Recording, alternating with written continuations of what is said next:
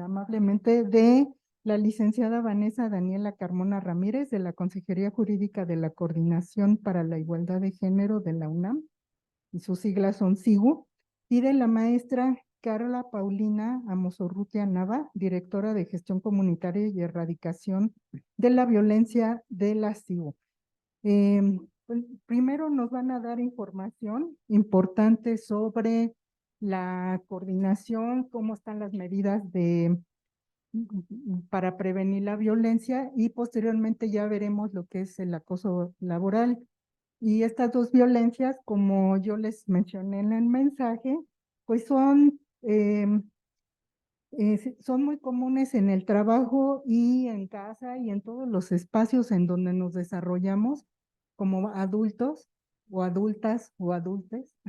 Y pues se nos hace cotidiano y muy común, normal, se normalizan todas estas actitudes de violencia. Entonces, pues ellas nos van a explicar eh, por qué no deben ser normalizadas y por qué por qué deben de erradicarse de aquí de la UNAM, al menos, ¿no? Y ya en otros espacios, pues sería cuestión de nosotros que los extendamos a otros espacios. Entonces, bueno, pues las dejo para que comiencen la charla. Ya al final tendremos una sesión de preguntas y respuestas para que todas sus inquietudes las puedan resolver. Muchas gracias, Angélica. Muchas gracias a todas las personas que están aquí acompañándonos. Ya habíamos estado en otras ocasiones. Siempre nos gusta que nos vuelvan a invitar para poder hablar sobre estos temas y también escucharles y poder resolverles dudas. En realidad yo nada más quiero platicarles un poco, enmarcar la... Ahí se apagó. Creo que ya, ahí está, ahí está.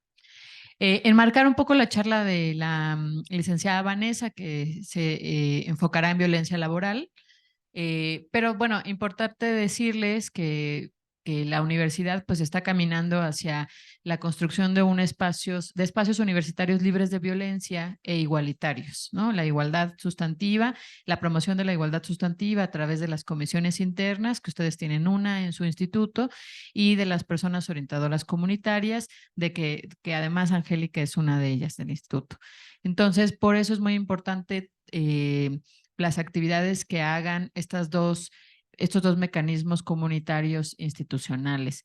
Y decirles que el tema de la violencia está pues ya enmarcado en todo el trabajo de la universidad desde hace más de 25 años, pero en el 2020 ha sido sustantivo por las modificaciones estructurales que ha tenido la universidad y normativas. Eso quiere decir que no solamente está en el Estatuto General, sino se replica en otras normativas que existen en nuestra universidad. Y hay instituciones, bueno, hay instancias que participan de la transversalización de la perspectiva de género, entre ellas la coordinación, que fue fundada en marzo del 2020. Gracias a todas las movilizaciones estudiantiles, 2020 es el año en el que más la universidad ha movido, o sea, ha transitado a hablar de este tema de manera más cotidiana y a preguntarnos sobre él también de manera continua. Cuando se crea la coordinación, también se modifica más adelante el Estatuto de la Defensoría de los Derechos Universitarios, que también ya estuvo aquí con ustedes platicando sobre los procedimientos de atención y los procedimientos de investigación y los mecanismos de sanción de los casos de violencia de género. Esta defensoría es la única dentro de la universidad especializada para atender este tipo de casos. Y con esas modificaciones estructurales es que en el 2020, digamos, es lo que marca esas modificaciones estructurales. La modificación a nuestro estatuto en el artículo 95, cuando se incorpora la violencia de género como causa grave de responsabilidad. Y esa modificación nos atañe a las 3 poblaciones de la comunidad universitaria. Eso quiere decir que la universidad tiene que transitar a que sus mecanismos de investigación administrativa y disciplinarios tengan perspectiva de género y tengan los principios que también desde el derecho penal se recomiendan para juzgar con perspectiva de género. Cuando se modifica el artículo 99 también del Estatuto General, se modifican la constitución, digamos, en términos de personas, quienes participan en el tribunal universitario, y en el 99, en el artículo 99, se modifican las sanciones.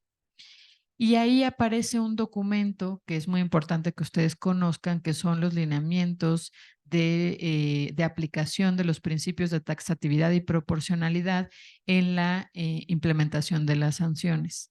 Ese documento, que también es público y que no solo es jurídico, habla sobre todos los elementos e indicadores, contextos donde la violencia aparece. La violencia por razones de género tiene muchas aristas, muchos matices, y por eso es importante identificarla.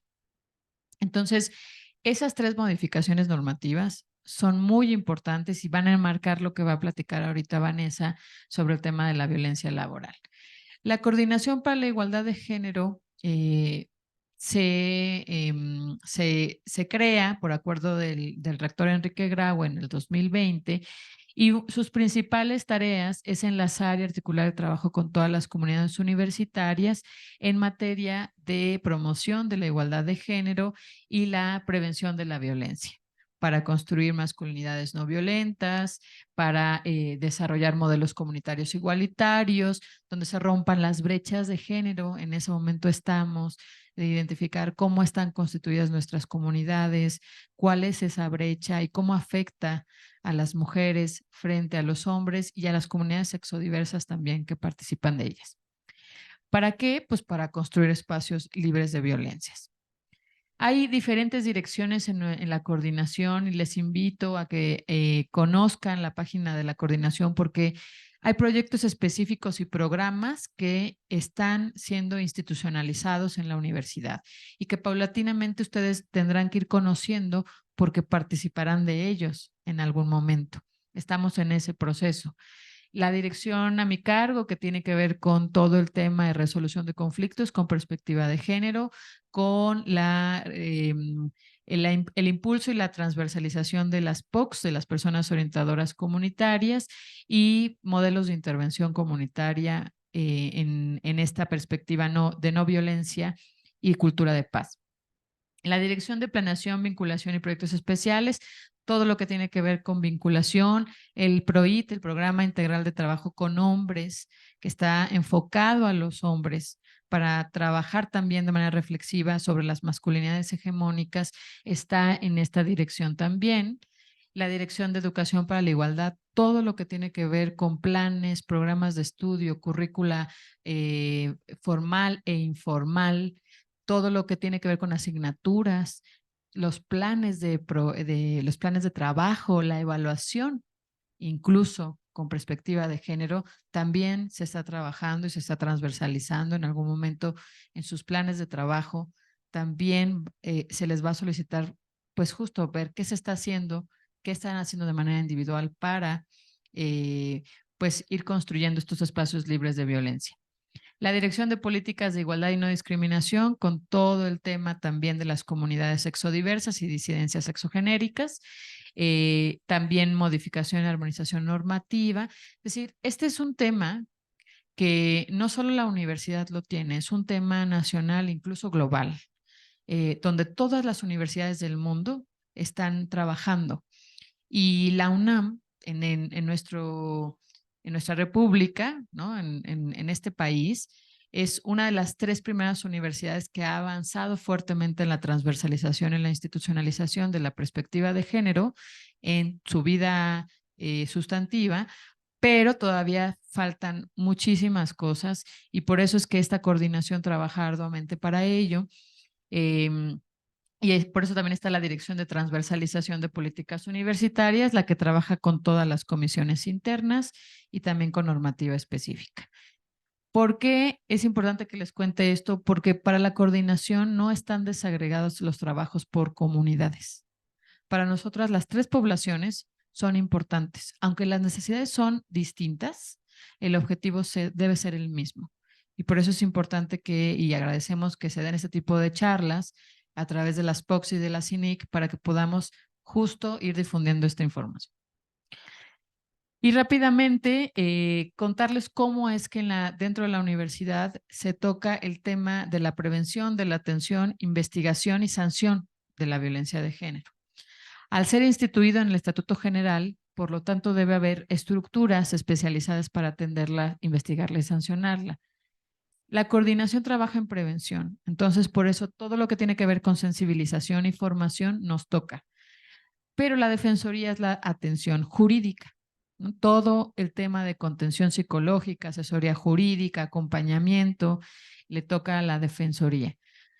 Y la investigación y sanción, como ustedes saben, también a través de los contratos colectivos de trabajo, quien hace la investigación pues es la Oficina de la Abogacía General a través de sus oficinas jurídicas y en el caso de los y les estudiantes, los procedimientos disciplinarios pasan por el tribunal universitario. También hay casos que pasan por tribunal universitario de personal académico y de personal trabajador. Entonces también es importante que lo sepan. Y para terminar y darle ya la palabra a Vanessa, recordarles que estos son los 7 documentos que conforman la política institucional en materia de género. En algún momento le proponíamos a la CINIG que una de las buenas prácticas es empezar a desagregar esos documentos, hacerlos en infografías, que las conozcan las comunidades, porque en ellos están buena parte de la transformación a la que nos estamos dirigiendo. Y si como comunidad no conocemos esa información, podemos empezar a tener pues conflictos en términos de lo que se espera como universidad de nosotras, de nosotros y de nosotros, de las conductas, de las prácticas, de las actitudes que tenemos que empezar a transformar, porque esto es un cambio cultural que no va a ser rápido, que tampoco va a ser sencillo, pero que ya estamos transitando. Entonces, conocer los derechos, como siempre lo dice el enfoque de derechos humanos, si no conocemos nuestros derechos, pues no vamos a poder saber ni cómo defenderlos, ni tampoco cómo exigir que se atiendan. Entonces, les dejo también esos 7 documentos que son la política institucional y ahora sí le paso la palabra a Vanessa.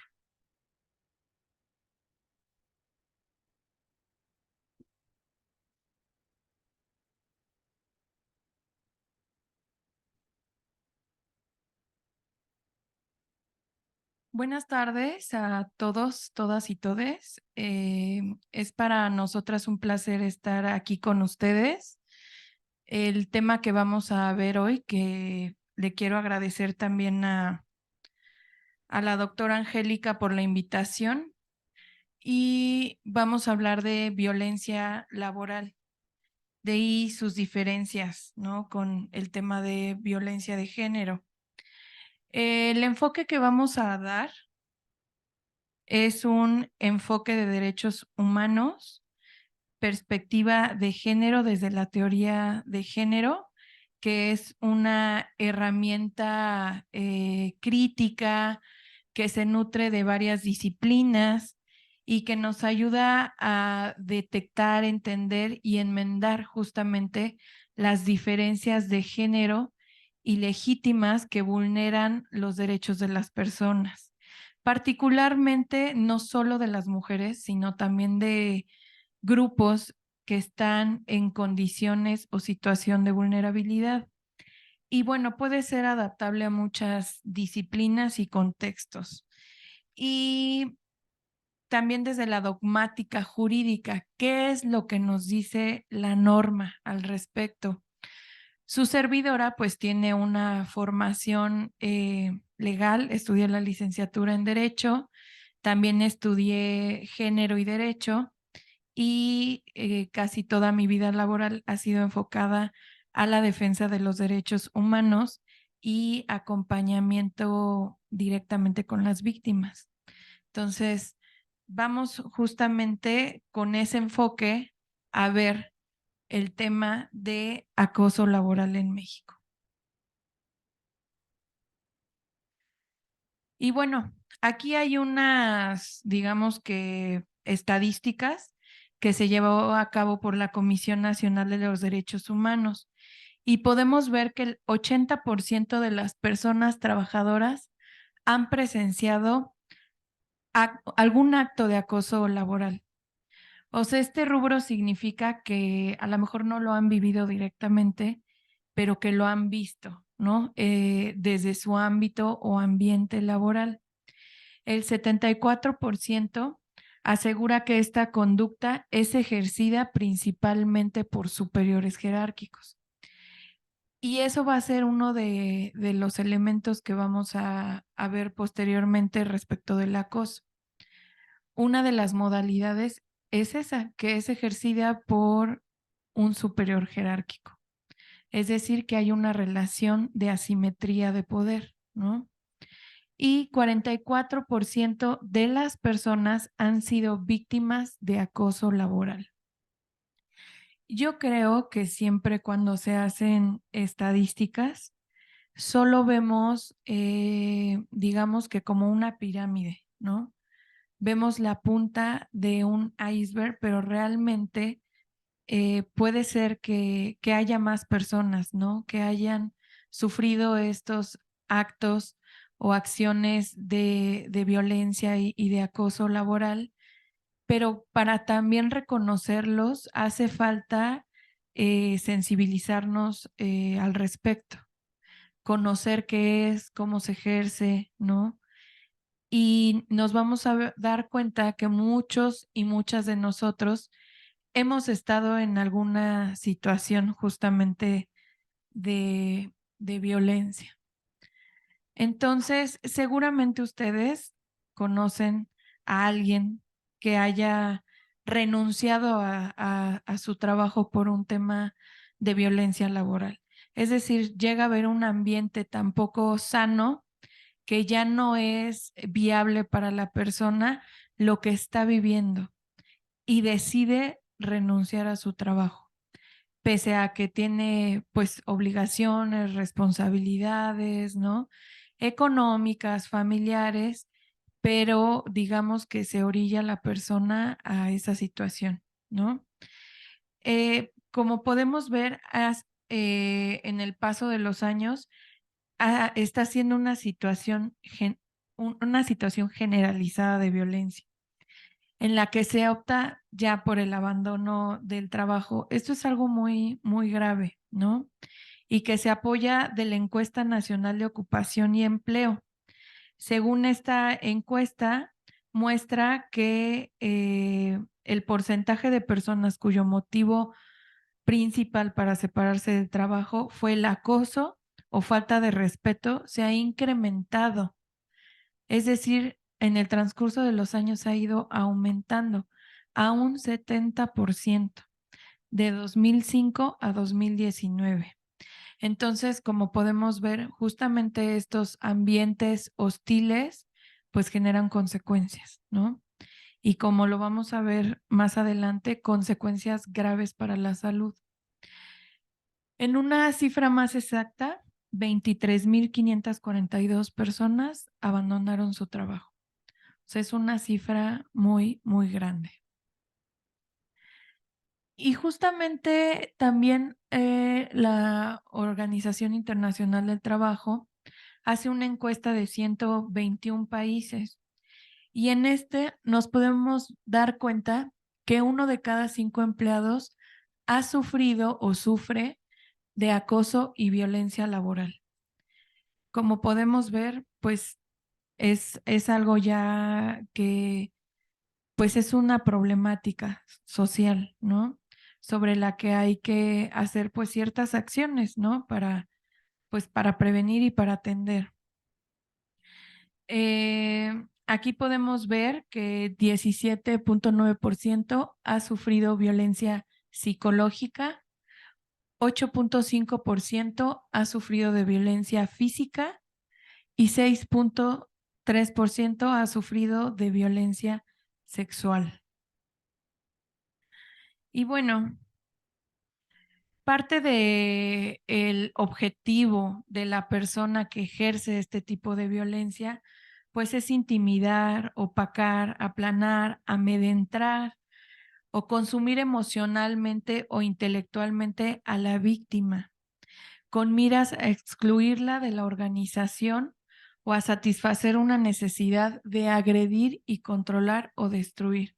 O sea, yo digo cada una de estas palabras y la verdad es que suena bastante, bastante fuerte, pero justamente lo vamos a ver más adelante, es que causa daños gravísimos en la salud de las víctimas, ¿no? Y que justamente cada una de estas conductas que mencioné, creo que la podemos enmarcar dentro de la discriminación. ¿Y por qué digo que está discriminando? Si lo vemos en nuestra normatividad, desde la Constitución Política de los Estados Unidos Mexicanos, que es como nuestra norma cumbre, ¿no? Podemos ver desde el artículo primero que habla que cualquier acción que cause un deterioro o un menoscabo a la dignidad de la persona y que tenga como consecuencia, pues, afectar alguno de sus derechos, ¿no? Estamos hablando que es una acción de discriminación. Ujú. Y también en la recomendación 19 y 35 del Comité CEDAW, que es un comité internacional que se encarga de ver todo respecto de la Convención CEDAW, ¿no? En estas recomendaciones hace una estrecha relación entre la discriminación y la violencia. Es decir, la discriminación es el campo semántico y cualquier acto de violencia también forma per se un acto de discriminación, ¿no? Y bueno, vamos a ver que se afectan no solamente el derecho al trabajo, sino que se afectan múltiples derechos, porque también a partir del artículo primero constitucional y de principios de aplicación de los derechos humanos a nivel internacional, vemos que hay una estrecha relación entre cada uno de los derechos, que no tienen jerarquías, es decir, todos importan, ¿no? De igual manera, y que son indivisibles y que tienen una interdependencia entre sí. Entonces, como podemos ver aquí, se afecta también el derecho a la vida y debe de entenderse este derecho a la vida no como que prives a la persona de su vida arbitrariamente, sino que ya lo ha dicho la Corte Interamericana de Derechos Humanos, debemos de tener un nivel de vida adecuado. O sea, tenemos garantizada la vida y nos la están respetando, sí, pero también tenemos derecho a tener pues un mínimo vital para poder tener o llevar a cabo nuestra vida con dignidad, ¿no? Y para eso necesitamos pues un empleo y dinero para poder satisfacer nuestras necesidades. También hablamos de la igualdad ante la ley, de la integridad física y psicosocial. ¿Por qué pongo psicosocial? Porque cuando nosotros llegamos a tener una afectación psicológica, también se dañan nuestras relaciones laborales, familiares, con la comunidad, ¿no? Y a veces causa que las personas que tienen justamente alguna enfermedad psicosocial, pues sean aisladas, ¿no? Y es una cuestión gravísima. También al libre desarrollo de la personalidad, que se entiende como la construcción de varios derechos, acceso a una vida libre de violencia, lo que les mencionaba de la prohibición de la discriminación, ¿no? Que toda acción que trata de violentar es también per se un acto discriminatorio y este debe de entenderse como una norma de jus cogens que a nivel internacional sería que todos los países están de acuerdo en que debe de haber esa prohibición, al ser ya una norma consuetudinaria que todos aceptan, ¿no? Y que todos combaten por igual. También a un trato digno, al derecho a la honra, el derecho al trabajo y a condiciones justas de trabajo. Y lo vamos a ver, hay un convenio nuevo de la OIT, que es el convenio 190, que también habla de que las personas tienen derecho a un mundo laboral libre de violencia y acoso por razones de género. y este es muy reciente, apenas acaba de suscribirse por México justamente el año pasado y acaba de entrar en vigor apenas en junio de este año, ¿no? Es decir, ya forma parte también de nuestra normativa interna, ¿no? Y pues justamente las acciones concretas que pueden constituir violencia laboral, y aquí vemos varias categorías. Este fue un estudio para un programa que se llevó a cabo por la Comisión Nacional de Derechos Humanos y la OIT. Digamos que es un análisis de varias acciones que se enmarcan justamente en estos supuestos, pero que nosotros vamos a nombrar para que nos demos cuenta probablemente que sí conocemos algún caso o que incluso en nuestra vida laboral en algún momento hemos sido también víctimas de alguna de estas acciones, ¿no?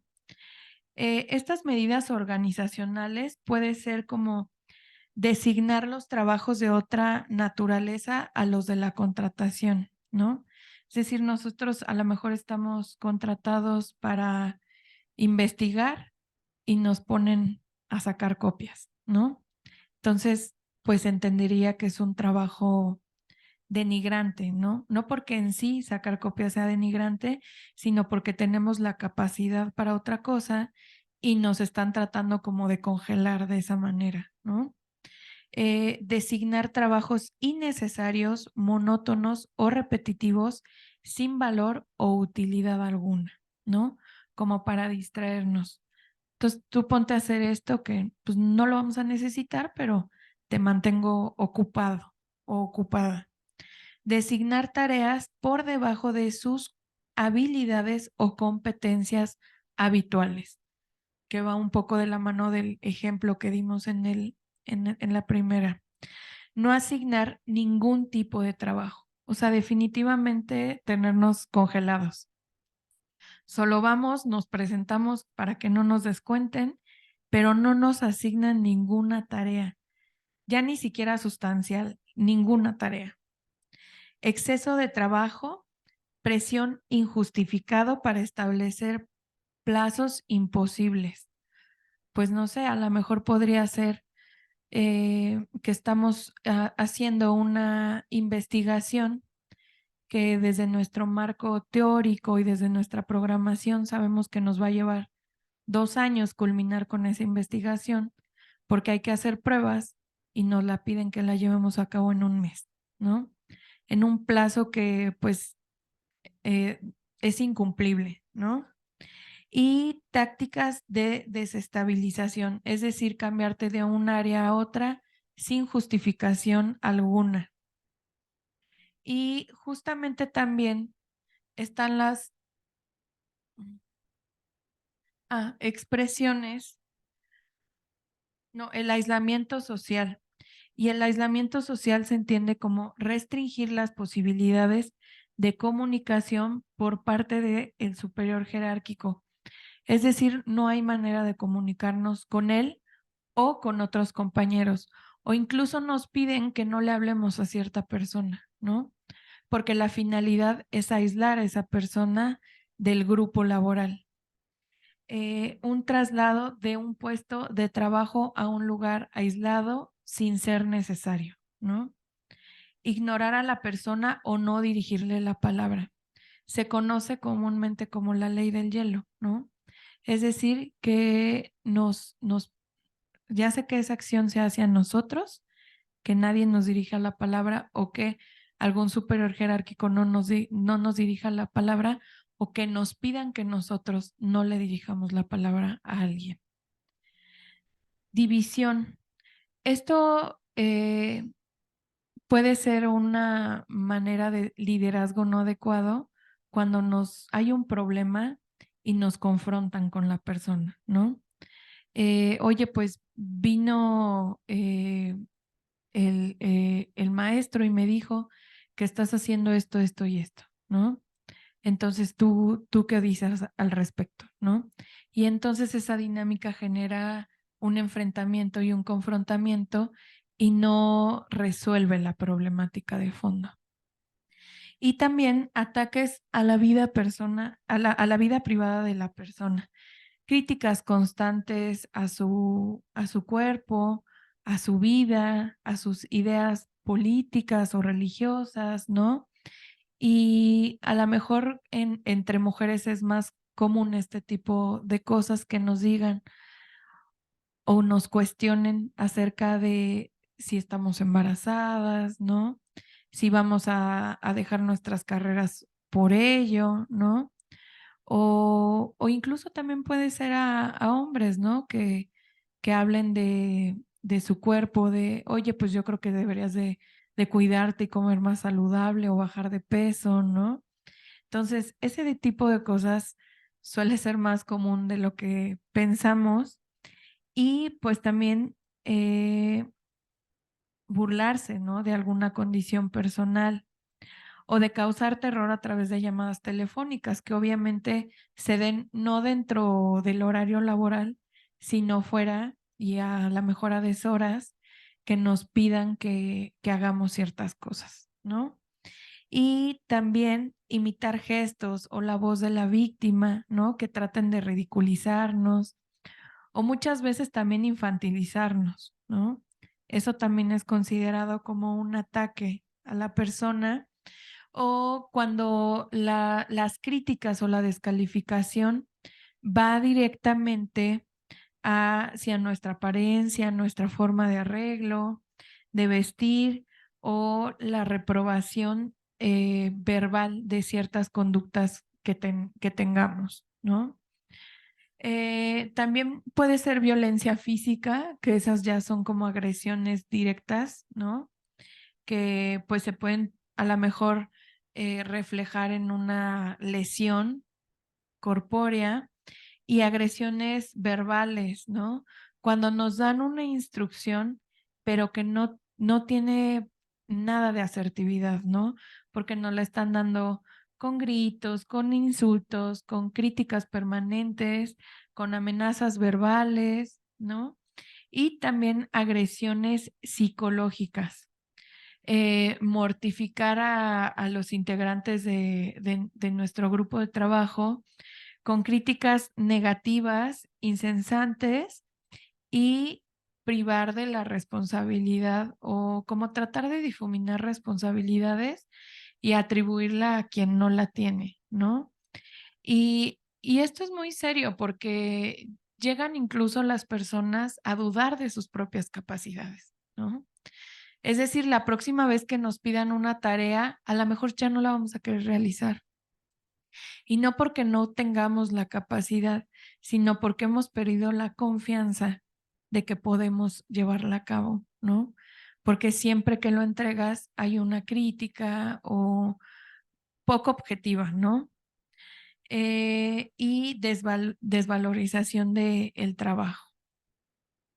Y justamente también lo que yo les decía en los actos de discriminación, que trata de menoscabar o menospreciar a la persona en su profesión y justamente terminan en conductas de ningunear su trabajo, de ignorarlo, de excluirlo, de fingir que no está ahí o que no forma parte del equipo, ¿no?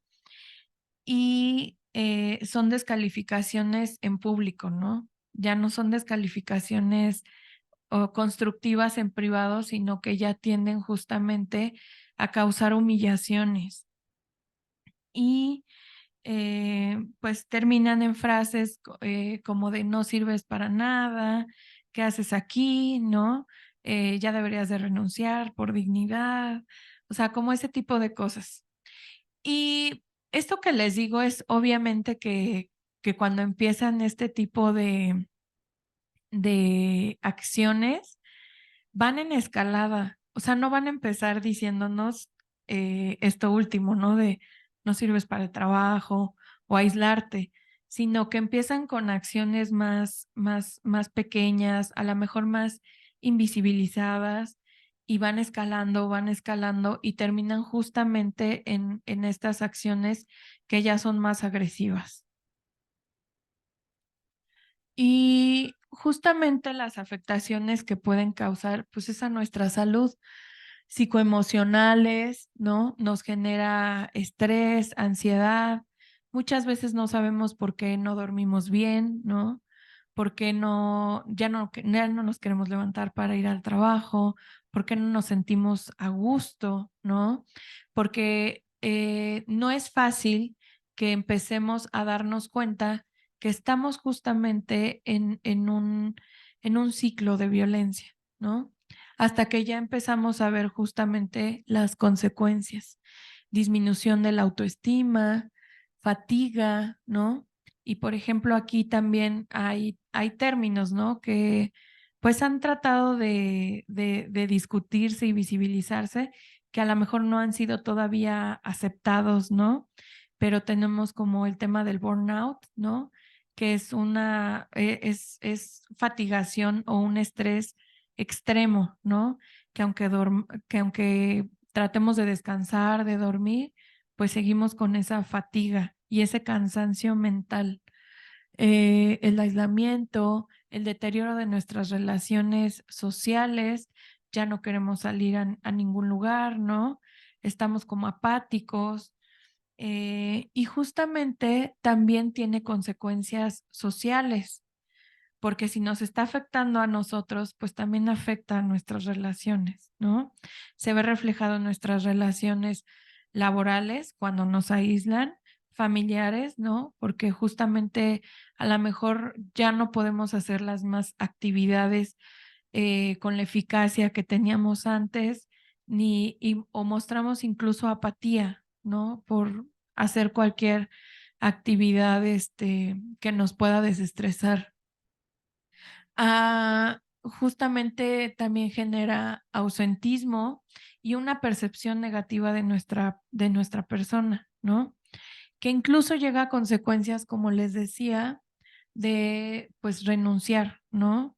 O sea, de que nosotros mismos decidamos renunciar o de que haya un despido en el trabajo. Y bueno,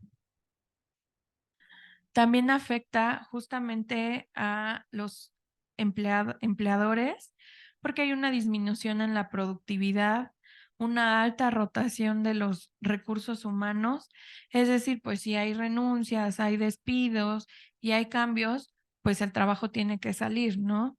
Y entonces muchas veces se sobrecarga a otras personas o se trata de, pues, sacar la misma cantidad de trabajo de otras maneras, ¿no?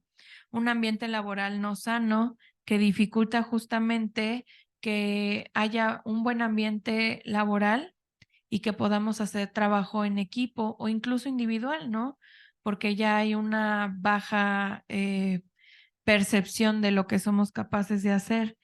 Y pues obviamente se gastan también recursos en los procedimientos administrativos, jurisdiccionales y de indemnizaciones.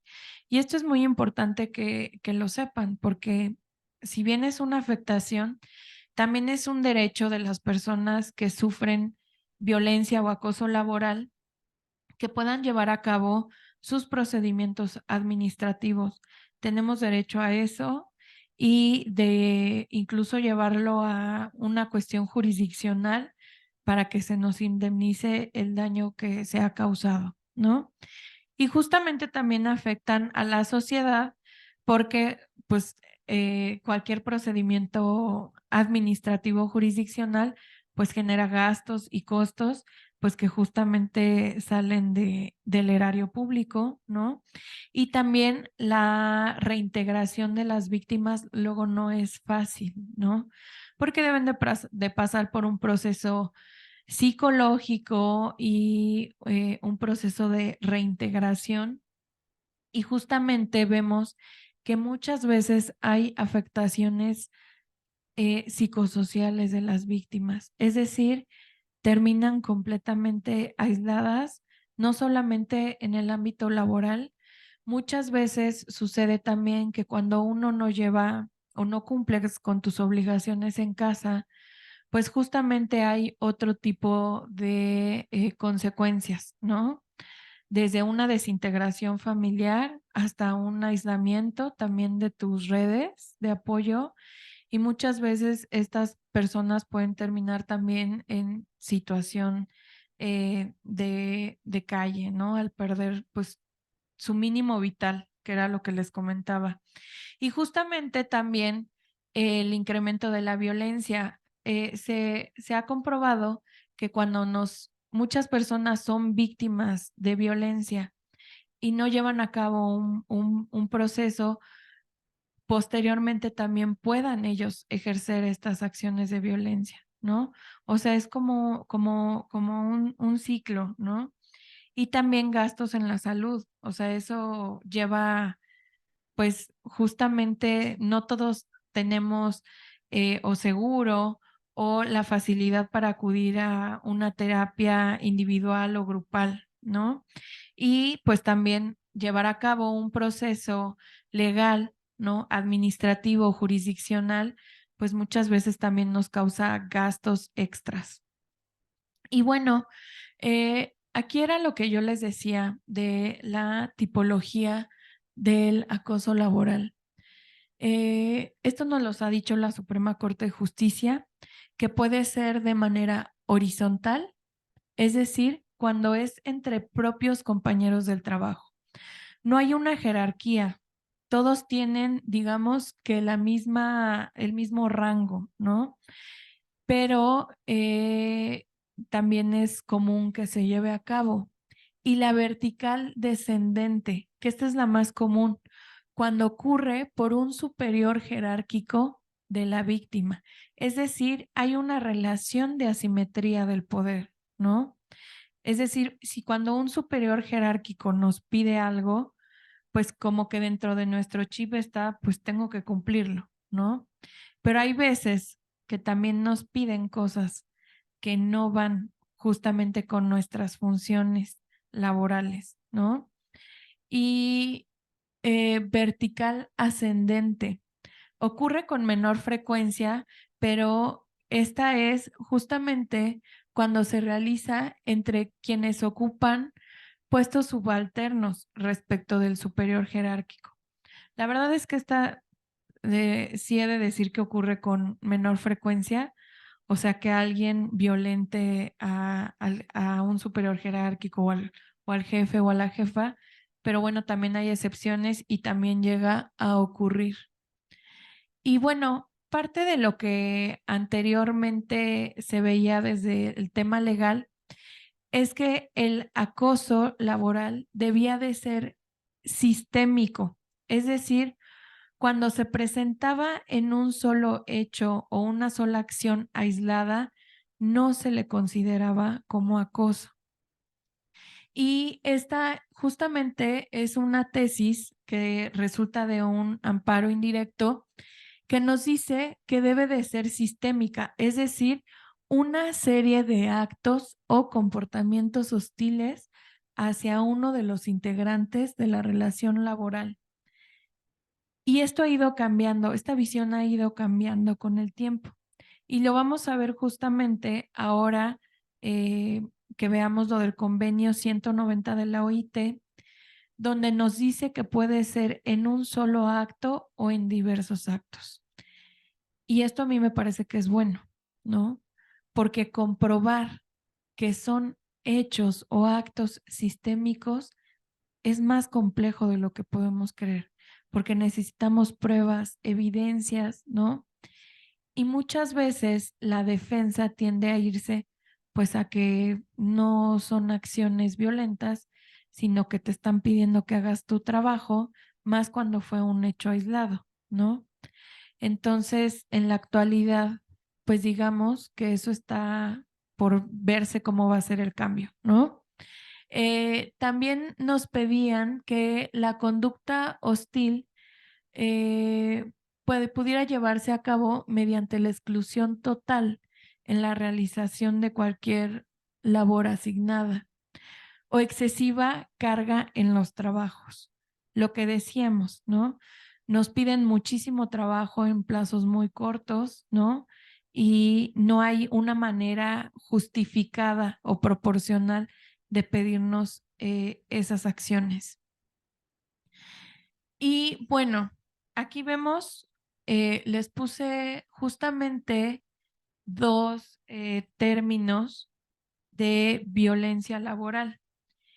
Uno es retomado del modelo de protocolo para prevenir, atender y erradicar la violencia en los centros de trabajo de la Secretaría del Trabajo y de la Previsión Social.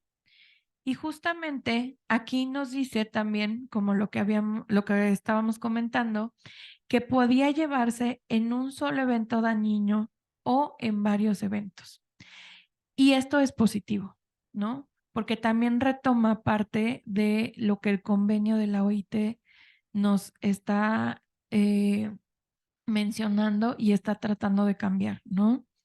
Porque justamente este protocolo es muy reciente, es de 2020, y nos dice que la violencia laboral se entiende como la que ejerce por las personas que tienen un vínculo laboral, independientemente de la relación jerárquica, y consiste en un acto o una omisión en el abuso de poder y bueno, que nos causa algún daño.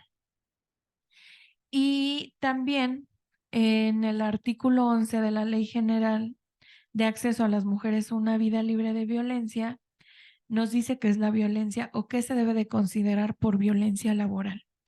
Y es cualquier negativa ilegal a contratar a la víctima o respetar su permanencia o sus condiciones generales de trabajo, la descalificación del trabajo, las amenazas, intimidación, humillaciones o cualquier otra conducta referida en la Ley Federal de Trabajo.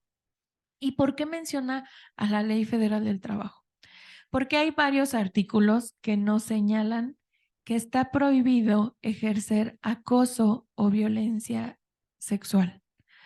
Y es muy explícita en decir que está prohibida ese tipo de conductas en un espacio laboral. La explotación, el impedimento a las mujeres de llevar a cabo el periodo de lactancia previsto en la ley también es considerado como violencia laboral. Pero sí quisiera hacer como esta acotación de, digamos que del análisis de la normativa que hay, se considera la violencia laboral como un campo semántico. Es decir, la violencia laboral incluye o digamos que de ahí sale el acoso laboral, ¿no? Digamos que la violencia laboral es como la idea generalizada, ¿no? Y el acoso es como ya la conducta más específica, ¿no? Y también se hace una diferencia entre lo que es el acoso sexual y el hostigamiento sexual, que lo vamos a ver con detenimiento. Y también decirles, en la normativa hay como una tendencia a hablar de hostigamiento y acoso laboral por igual, ¿no? Incluso hay gente que, digo, esto no es un término jurídico, pero también se le conoce como el moving, ¿no? Entonces, cualquiera de estos tres términos estamos hablando de acoso laboral. Y justamente la Ley Federal del Trabajo lo entiende como un ejercicio de poder en una relación de subordinación de la víctima frente al agresor en un ámbito laboral, que se expresa, pues ya lo vimos, en conductas verbales, físicas o ambas, y que tienen por objeto justamente intimidar, humillar o menoscabar a la persona, ¿no? A la dignidad de la persona. Y justamente como lo vemos también en el modelo del protocolo, se los menciono porque me parece que ya retoma justamente la normatividad actualizada y que vale la pena echar una mirada, ¿no?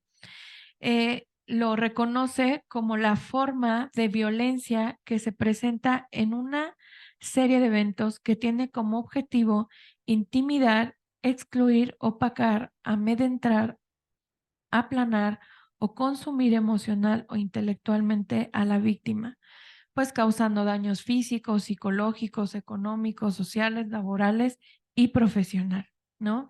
Y lo que les decía de las tipologías, se puede presentar de manera horizontal, vertical, ascendente o descendente, ¿no? Y justamente para que podamos ver entonces cuál es la diferencia entre el acoso laboral y el acoso sexual o el hostigamiento sexual, pongo esta lámina para que podamos ver cuáles son las diferencias, ¿no? En el otro nos habla que hay una relación laboral, ¿no? Y en este, que va a estar, digamos que retomado de la Ley General de Acceso a las Mujeres a una vida libre de violencia, se entiende como una forma de violencia que se ejerce justamente hacia las mujeres, ¿no? Y existe una relación de subordinación. Hay un ejercicio abusivo de poder y conlleva un estado de indefensión, riesgo para la víctima, independientemente de que se realice en uno o varios actos.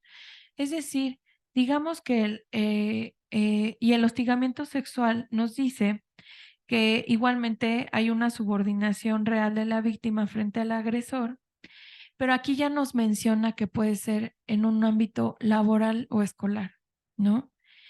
Y se expresa en conductas igual verbales, físicas o ambas, y con una connotación lasciva, ¿no? Yo creo que esto es lo más importante a resaltar, ¿no? El acoso laboral nos pide que haya una relación laboral o un ámbito laboral, ¿no? El acoso sexual y el hostigamiento sexual es una conducta lasciva, ¿no? Que lo que intenta, digamos que sigue existiendo esta relación de poder, pero tiene una connotación lasciva y puede ocurrir en cualquier ámbito, incluido laboral, pero en cualquier otro, ¿no? Entonces, hasta aquí me gustaría saber si hay alguna pregunta, si estamos entendiendo cuál es la diferencia y también decirles pues que tenemos nosotros nuestro propio protocolo para atender estos casos en la UNAM y que es igualmente valioso este esfuerzo que se ha hecho. La última actualización es de 2022 y la verdad es que ha habido un cambio, ¿no? Y ha habido un cambio importante porque, como lo decía eh, la directora Carla, pues la defensoría es quien se lleva, quien tiene, digamos que la función de todo lo que tiene que ver jurídicamente con este tipo de casos, para la atención de los casos, ¿no? Pero también nos brinda atención psicológica, un acompañamiento jurídico, ¿no?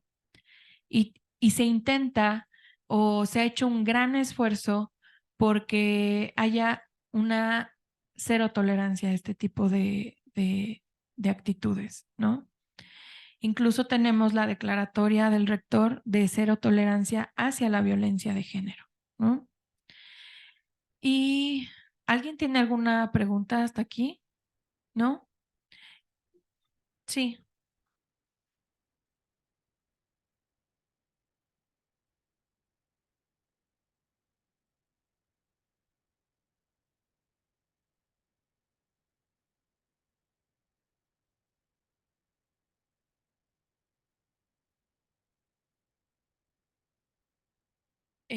Yo creo que siempre hay que ver el caso. A mí siempre me gusta eso, ver el caso particular y muy importante el contexto, ¿no?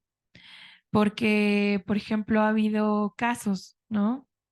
Donde a lo mejor hay una junta, ¿no? No hay personal de apoyo y le piden a una compañera que traiga el café para todos, ¿no? Oye, compañera, pues tú que eres abogada especialista en la materia, ve y tráete los cafés para todos, ¿no?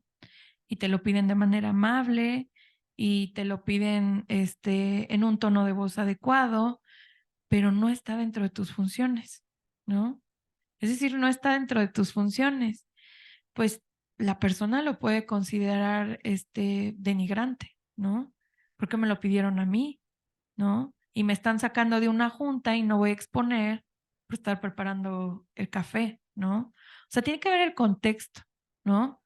Porque puede ser que esa acción que te pidieron de manera amable haya sido para que te salieras y no expusieras o no te enteraras de temas relevantes, ¿no? Entonces, yo creo que sí, pero siempre hay que ver el caso concreto y el contexto en el que se da, ¿no? Y también muy importante, eh, yo hacía una diferencia entre qué sí es y qué no es violencia laboral. ¿Qué sí es? Pues cualquier acción que te humille, que te trate de intimidar, que te amenace, que cause un daño a tu dignidad y a tus derechos, ¿no? ¿Y por qué les puse las afectaciones?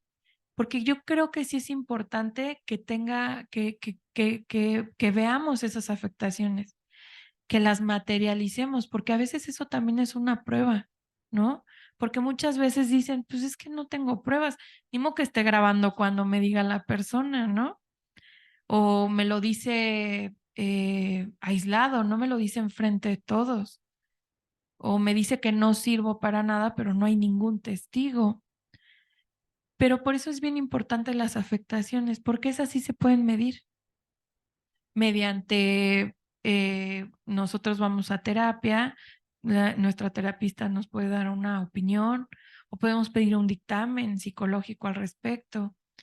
O sea, esas afectaciones sí las podemos medir y también pueden ser una prueba muy importante, ¿no?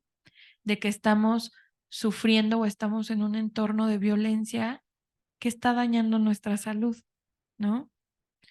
Eh, y pues no sé, o sea, me pregunta, pero ¿tiene alguna situación específica?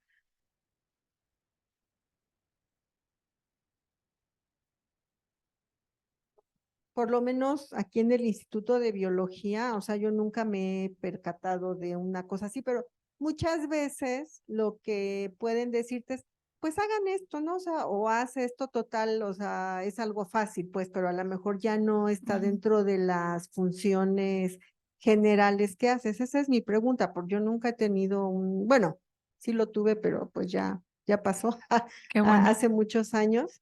Ujú. Pero esa era mi pregunta, porque la violencia no, te pueden hablar bonito, pero te están diciendo algo que no es correcto, ¿no? Por decirlo así, en cuestiones laborales me estoy refiriendo. Ok. Ujú. Bueno, entonces sería la otra pregunta, ¿qué no es violencia laboral? ¿No? Que nos pidan que hagamos nuestras funciones y nuestro trabajo, porque hay veces que hay gente que tiene poca susceptibilidad a que le digan que hizo mal el trabajo, ¿no? O a una crítica. Siempre y cuando esta crítica sea constructiva, abone al trabajo, ¿no?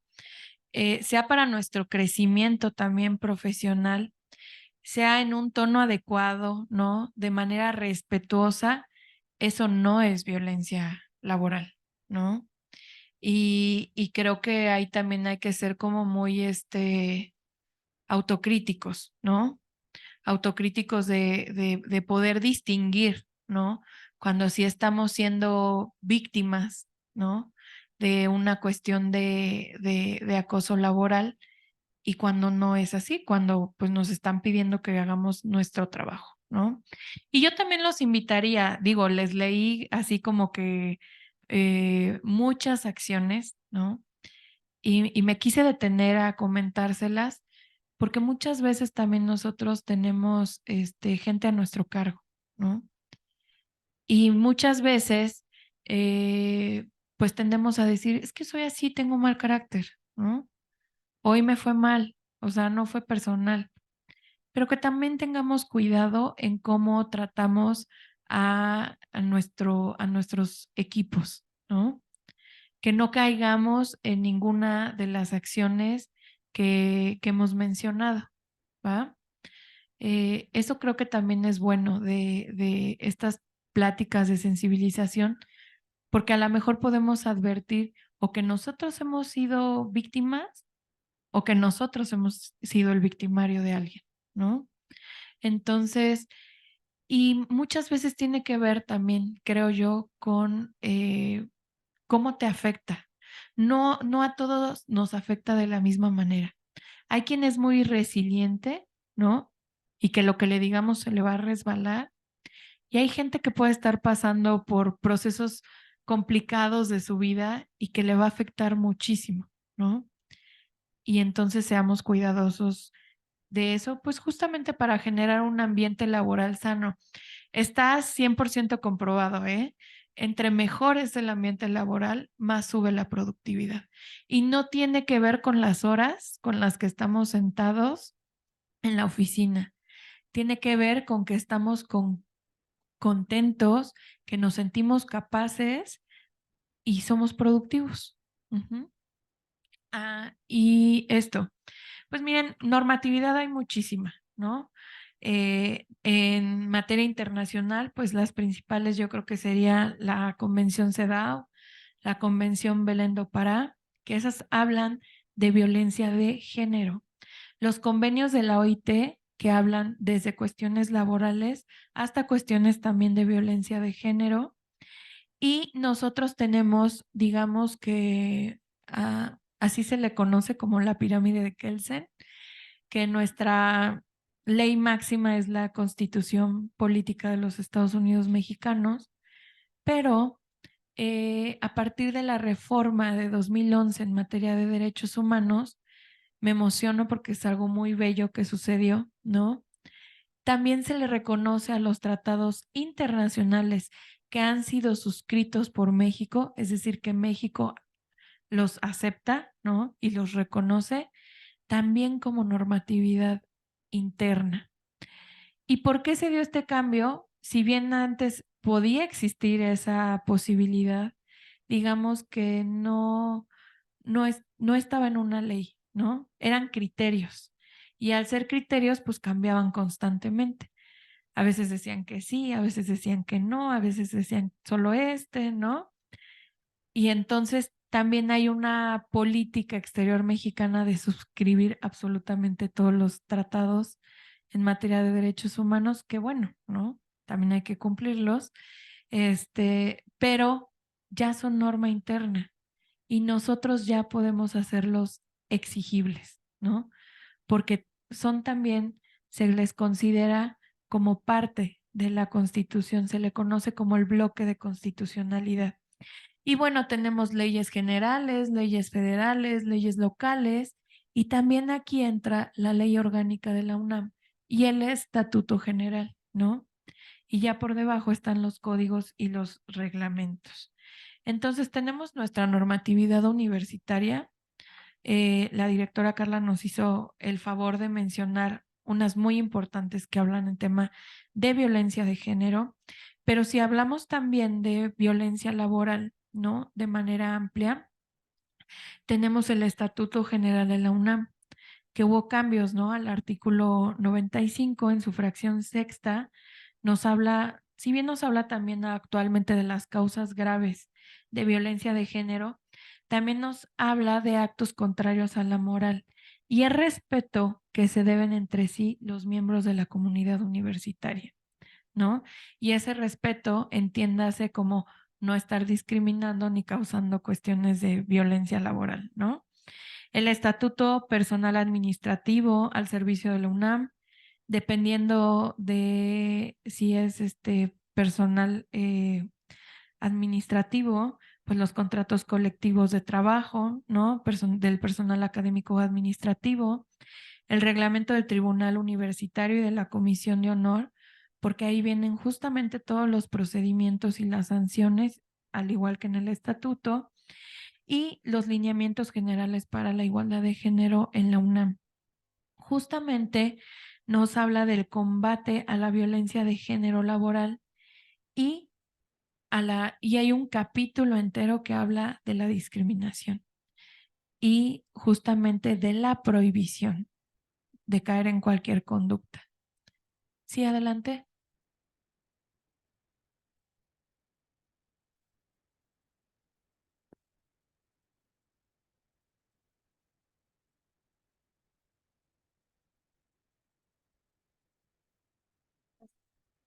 Buenas tardes. Mi pregunta es, por ejemplo, si nosotros estamos haciendo en un acto, o sea, estamos presenciando un acto de violencia hacia un compañero o cualquier otra persona, ¿verdad?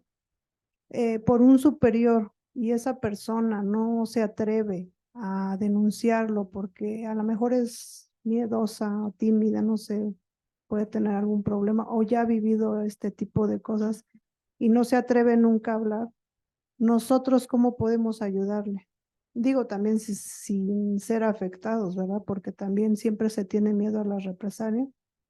Y por eso mucha gente no se atreve a hablar, o sea, porque yo sí he sido, ay,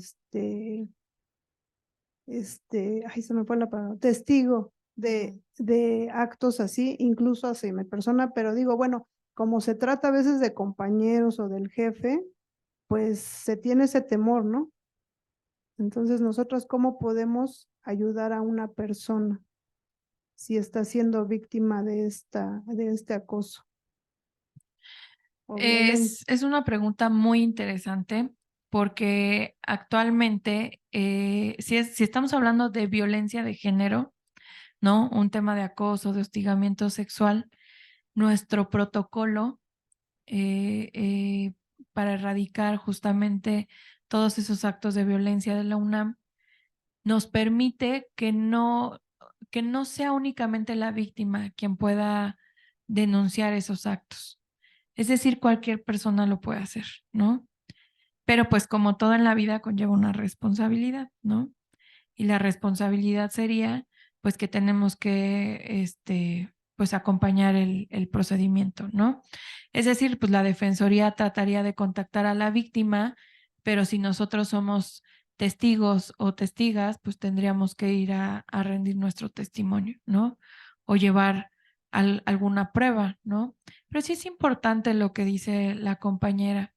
Muchas veces la gente que hace este tipo de acciones, ¿no? Que busca justamente menoscabar la dignidad de las personas, por lo general no busca a cualquier persona, ¿no? O sea, busca personas que a lo mejor no tienen una red de apoyo o son más tímidos o tímidas o, o que no tienen las herramientas necesarias, ¿no? Para justamente a lo mejor enfrentar un procedimiento administrativo o penal, ¿no? Y, y luego cuando nosotros somos víctimas, pasa que creemos que somos los únicos, ¿no? Que no solo nos está pasando a nosotros. Y muchas veces cuando ya es algo sistémico, lo que no sabemos es que también ocurre con otras personas o se han dado casos, ¿no?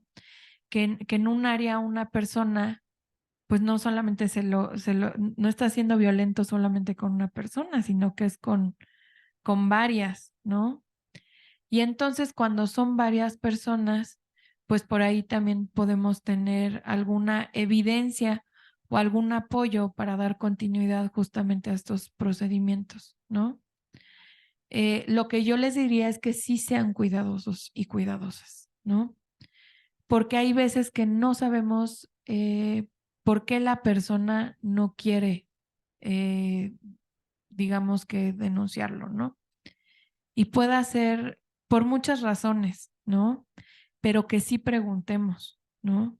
Si está dispuesto o dispuesta, ¿no? Porque sí se va a necesitar su participación, porque justamente pues hay medidas de protección que se le pueden brindar y proporcionar, acompañamiento psicológico, acompañamiento legal, pero todo es si la víctima quiere, ¿no? Entonces seamos, sí, incluso sin que levante una queja se puede hacer estas medidas de protección, pero sí es importante que tengamos cuidado en eso, ¿no? En no solamente iniciar, sino acompañar y justamente también tomar en cuenta la opinión de la víctima. Sí, también bueno, yo creo que sería interesante que todos tuviéramos así como que una lista, ¿no? Alguna vez escuché hablar del violentómetro, pero todos, creo que muchos no tienen conocimiento o no teníamos, yo hasta ese momento no tenía conocimiento de lo que era un acto de violencia, ¿no? Entonces cuando lo leí, digo, me identifiqué con alguno y sí, o sea, yo dije, pues bueno, yo también soy violenta, ¿no? En alguna forma he sido. En la ignorancia, digo, incluso hasta una mala mirada, creo que también eso entra en el violentómetro. Entonces digo, pues a lo mejor si ahorita estamos viendo que se hizo la invitación y no quisieron venir o por cuestiones de trabajo, no sé, digo, no se dieron la oportunidad y no lo saben, yo creo que sí sería interesante que en cada dependencia de la UNAM pues hubiera eso, ¿no? Para que también la gente que no sabe, a lo mejor no tiene conocimiento de ser violento porque toda la vida creció así. Ajá, porque a veces, o sea, pues traemos patrones de conducta que los padres ejercieron sobre nosotros y pensamos que eso es normal en una persona que actúa así. Y como decían ustedes, eso también yo lo he escuchado mucho. A veces por los jefes, hay malos, comentarios o contestaciones de mala forma y dicen, ah, bueno, pues es que tuve un mal día, pero pues eso no es justificación para que nosotros tengamos que cargar con esas, expresiones, ¿verdad? Entonces, bueno, yo pues sí pensaría que pues no sé si se pegara un letrero aquí en el instituto por lo menos para que nosotros tuviéramos conocimiento de todo lo que es un acto de violencia. ¿Puedo Sí, aclarar sí, algo? adelante. La CINIG en su periodo anterior hizo un violentómetro y estaba disponible en la, ay, ¿cómo se llama? Ay, en la página, gracias, en la página del instituto.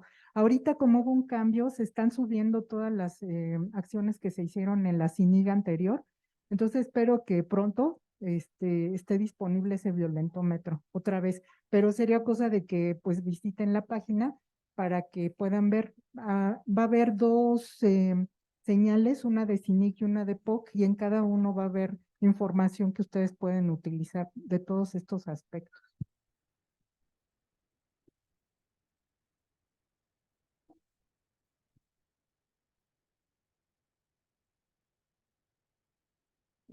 Buenas tardes. Estoy de acuerdo con todo lo que han expuesto y lo que la persona que acaba de hablar ha expuesto también. Sin embargo, me surge una pregunta.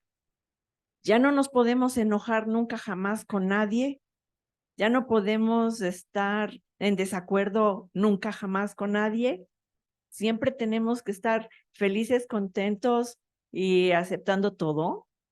Creo que no es parte de la naturaleza humana. Tenemos momentos buenos y momentos malos que no tienen que ver con toda esta problemática de violencia. Creo que en algún momento sí vamos a estar enojados.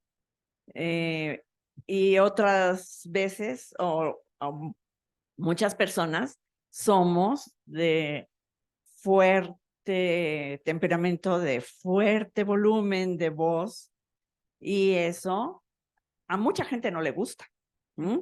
Y hemos bajado, digamos, 3 rayitas al volumen o algo, pero yo creo que, entre otras cosas, hay que saber diferenciar cuándo es la violencia y cuándo, sí, por un problema que podamos traer en nuestra vida, vamos a contestar mal. Entonces, no sé, yo creo que por naturaleza humana va a ser muy difícil que siempre estemos contentos y todos amiguitos del bosque. No sé qué opinan.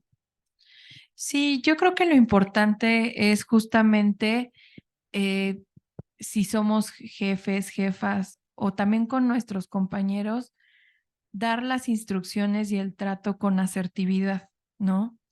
Porque creo que podemos estar enojados por un problema muy fuerte que tengamos, ¿no? Porque justamente aquí pasamos más de la mitad de nuestro tiempo, ¿no? y pues nos pasan cosas en la vida, ¿no? Divorcios, fallecimiento, complicaciones económicas, ¿no?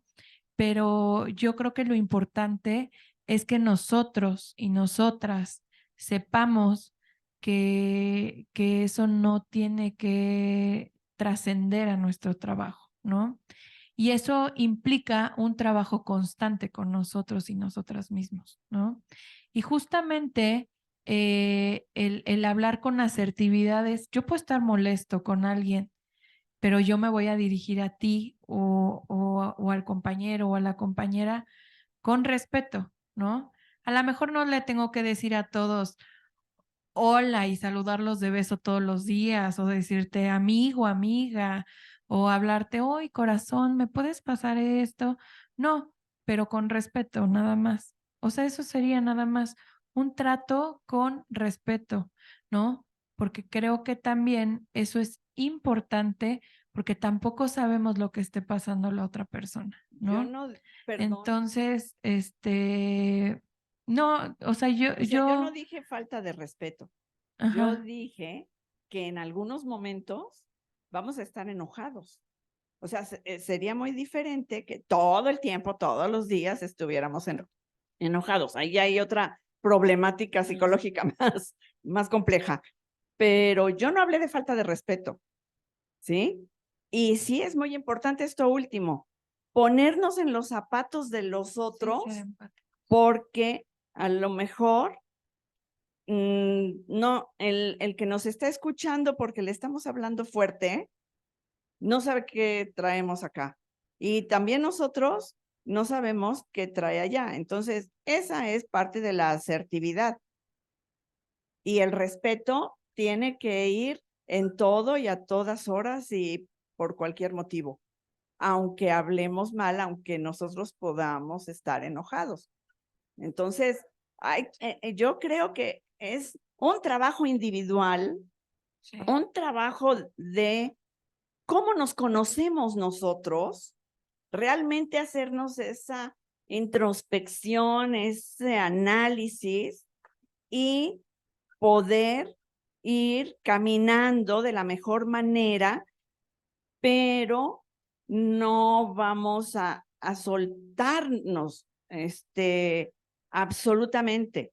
Sí, en el trabajo nos tenemos que concentrar en el trabajo. Debemos procurar que las cosas que traemos de fuera, dejarlas afuera. Lo mismo, las situaciones de trabajo, dejarlas en el trabajo para no cargarlas también en casa o con quien estemos. Creo que es muy importante hacernos un análisis profundo de nosotros mismos para poder caminar en todo esto y no llegar a violencia. Y si vemos algún acto de violencia, pues sí, denunciar, sobre todo algunos que son más graves, ¿no? Sí, completamente de acuerdo. Y justamente creo que de mi experiencia, ¿no? Han sido mágicos los acuerdos, ¿no? O sea, llegar a acuerdos con nuestros compañeros, con nuestros jefes, jefas, ¿no? Como dice la compañera, no se trata de reprimir emociones, sino de reconocerlas y saber trabajarlas y de llegar a acuerdos, ¿no? Nada más de eso para pues generar un ambiente sano, ¿no? Y bueno, también tenemos normativa, me faltó el código de ética de la UNAM, que también habla de una convivencia pacífica, respetuosa, hacia la diversidad cultural, étnica y personal y el respeto y tolerancia en nuestras relaciones como comunidad universitaria. Y en la normativa nacional, pues tengo la Constitución, que lo he estado como repitiendo varias veces, tratados internacionales en materia de derechos humanos, que ya forman parte de nuestro bloque de constitucionalidad, la Ley Federal del Trabajo. En serio, dense la oportunidad de leer esos artículos que les pongo, porque habla muy explícitamente del acoso y el hostigamiento sexual y de su prohibición en los centros de trabajo. La Ley Federal para Prevenir y Eliminar Discriminación, la Ley General de Acceso a las Mujeres a una Vida Libre de Violencia y el Programa Nacional para la Igualdad y la No Discriminación. Y bueno, justamente el artículo 132, fracción 31 de la Ley Federal del Trabajo, justamente nos habla de implementar en acuerdo con los trabajadores un protocolo para prevenir la discriminación por razones de género y atención de casos de violencia y acoso u hostigamiento sexual, así como erradicar el trabajo y el acoso infantil. Y también, pues como les dije, está el modelo de protocolo para atender, para prevenir, atender y erradicar la violencia laboral que sacó la Secretaría del Trabajo en 2020.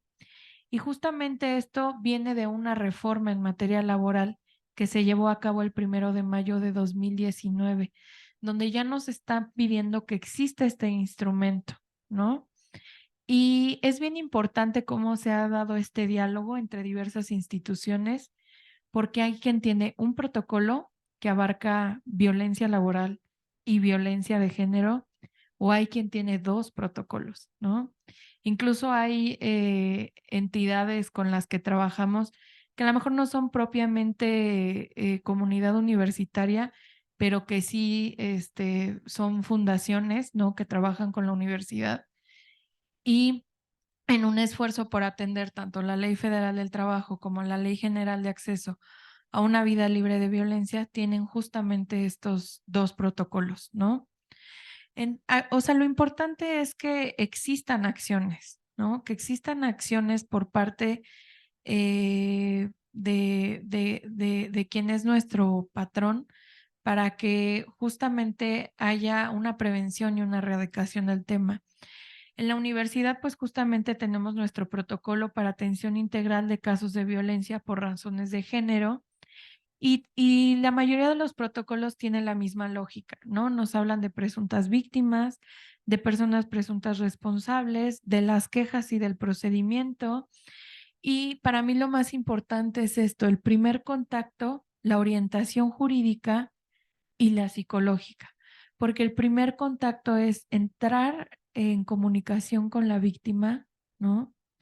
Digamos que acompañarla y arroparla y justamente darle la atención psicológica que en el momento necesite y todo el acompañamiento jurídico, ¿no? Porque reconozco como abogada que si bien lo legal es una herramienta que está en casi todos los aspectos de nuestra vida, ¿no? Es a veces muy inaccesible, ¿no? Y a veces es muy, o la vemos como algo muy complejo, ¿no? Entonces, justamente brindar este tipo de orientación jurídica y psicológica a las víctimas ayuda muchísimo, muchísimo, porque justamente las fortalece, ¿no? Para poder dar seguimiento y acompañar sus procesos. Y bueno, pues también están las medidas de protección que son igual de valiosas, que son tendientes eh, eh, a que cada una de las entidades digamos que las realice, pero para que haya justamente una protección a la víctima, porque puede estar en riesgo, ¿no? Y es súper valioso que ya esté arropada en estos protocolos, porque anteriormente lo que se hacía o a lo que se tendía era pues a cambiar de lugar al trabajador o a la trabajadora que había sido víctima, ¿no? Entonces, muchas veces eso era como de, chin, pues yo me siento más sancionado, ¿no? Porque ya me quitaron de mi lugar de trabajo, de mis actividades, solo porque denuncié. Y ahora se entiende desde otra perspectiva y de otra manera, ¿no? Lo que se busca es más bien que tenga protección y que no siga teniendo las consecuencias de estas acciones, ¿no? Es decir, que no siga siendo víctima de esta violencia, ¿no? Y pues hay digamos que mucha variedad de medidas de protección, ¿no? Que se han implementado. Y la normativa internacional, pues se las menciono así súper rápido. Hay creo que la más importante es la Convención CEDAW y la Convención Belén do Pará, que nos hablan de violencia de género, y los convenios de la OIT, el 111 y el 190. Y justamente quiero platicarles del convenio de la OIT, que es muy reciente y que habla justamente de temas de violencia y de acoso, ¿no? Apenas en 2019 es que se crea este convenio y es ratificado por nuestro Senado el 15 de marzo de 2022. Y el día 6 de julio de 2022 es que México deposita este instrumento. Y lo que dice el instrumento es que 12 meses después entrará en vigor.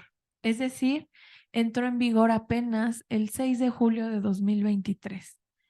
Y como bien se los dije, a partir de la reforma constitucional en materia de derechos humanos, ya es considerada dentro del bloque de constitucionalidad. Es decir, forma parte ya de nuestra norma interna. Es vigente para todos y todas. Y justamente lo más importante a rescatar de este convenio es que habla del derecho al que tienen las y los trabajadores a un mundo laboral libre de violencia y de acoso por razones de género. Y justamente retoma estos dos conceptos, tanto el de violencia y acoso laboral como el de violencia y acoso por razones de género.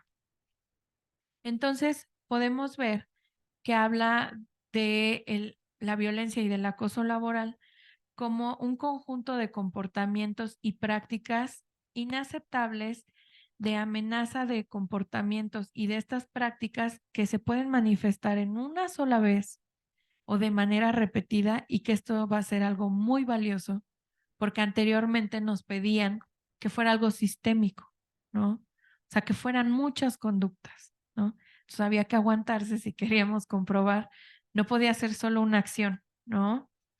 Entonces, creo que esto es algo muy valioso, que tengan por objeto que causen o sean susceptibles de causar algún daño. Ya vimos cuáles daños, ¿no?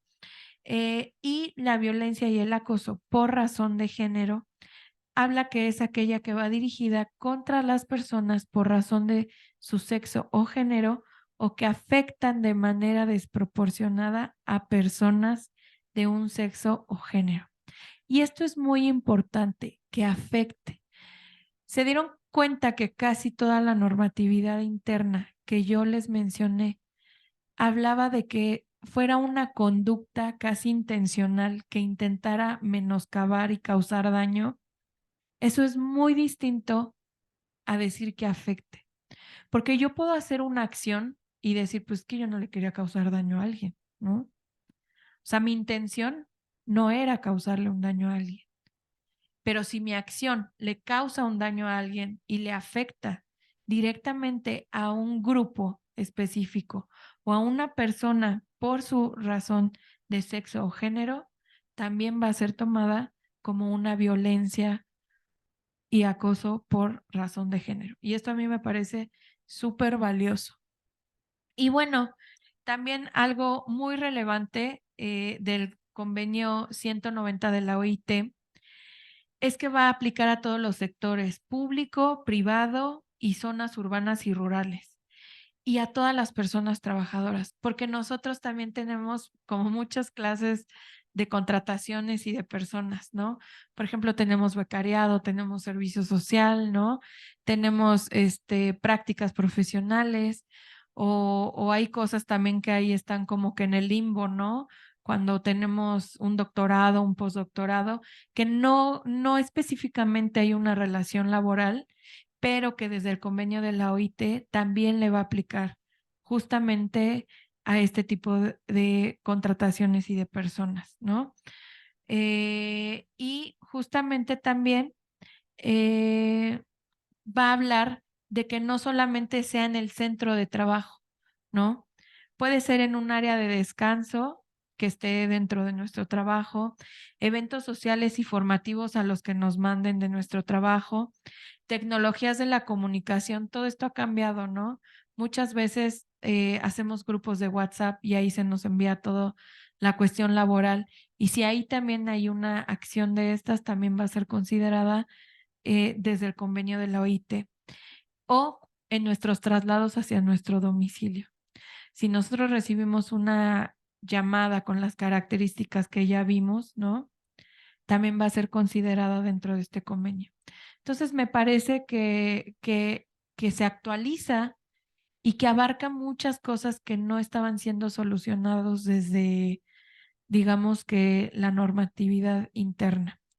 Entonces, échenle un ojo, un vistazo, vale la pena, porque creo que trae muchas cosas a colación que hacían falta y que actualizan justamente todo el tema de violencia laboral y también de violencia de género.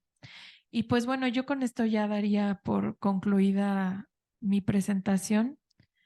No sé si hay alguna pregunta o si ya con lo que dijimos es suficiente. Y pues también mencionarles, ¿no? Que por ahí también va a haber una colaboración, ¿no? Del violentómetro.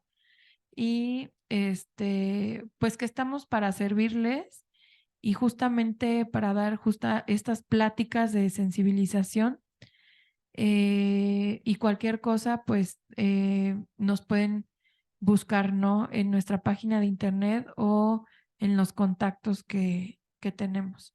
Les agradezco muchísimo.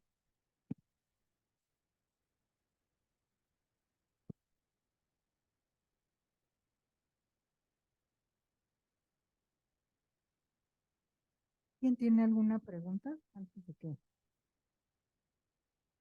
nos retiremos? ¿No? ¿No? Gracias.